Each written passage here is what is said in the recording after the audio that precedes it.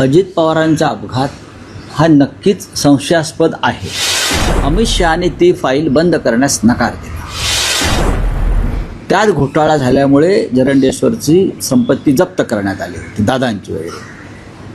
पण ती फाईल अचानक उघडण्यात आली आणि केंद्रीय सहकार मंत्र्यांनी ती चौकशी थांबवू नये, फाईल क्लोज करू नये, अशा प्रकारचा शेरा मारून ती फाईल महाराष्ट्रात पाठवली.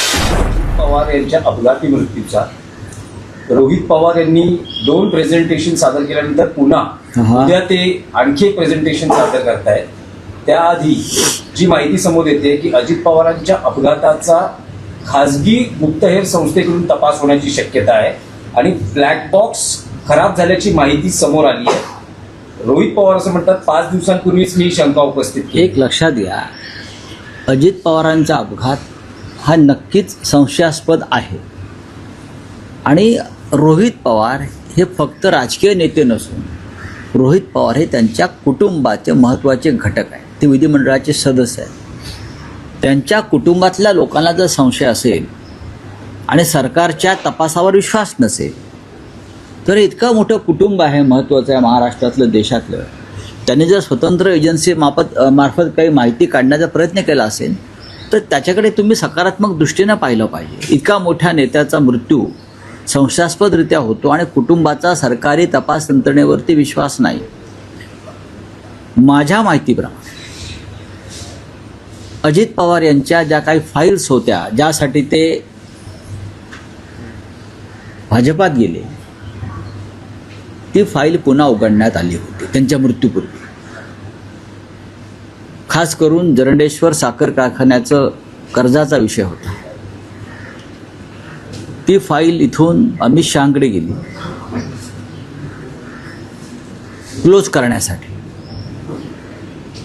पण अमित शहाने त्याच्यावरती ही फाईल क्लोज करू नये असा निगेटिव्ह शेरा मारून पुन्हा महाराष्ट्रात पाठवली. आणि त्यानंतर भाजपचे मंत्री बोलायला लागले, तुमची फाईल बंद झालेली नाही दादा. आणि मग दादा म्हणाले, तुमची फाईल आमच्याकडे आहे. इथून ती सुरुवात झाली. ज्या कारणासाठी अजित पवार हे भाजपाबरोबर गेले ते कारण संपलंच नाही. त्याच्यामुळे दादांनी मागे फिरण्याचा जो एक पुनर्विचार सुरू केला,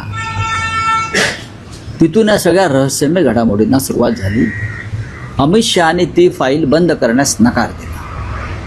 आपण जर कोणाला मिळाली त्याच्या फाईलची शेरे जाऊन पाहू शकता. खास करून जरंडेश्वर साखर कारखान्याची जी फाईल आहे, जो कर्जाचा विषय आहे त्या संदर्भातला, वित्तीय संस्थांचा, त्यात घोटाळा झाल्यामुळे जरंडेश्वरची संपत्ती जप्त करण्यात आली होती, दादांची वगैरे. पण ती फाईल अचानक उघडण्यात आली आणि केंद्रीय सहकार मंत्र्यांनी ती चौकशी थांबवू नये, फाईल क्लोज करू नये, अशा प्रकारचा शेरा मारून ती फाईल महाराष्ट्रात पाठवली.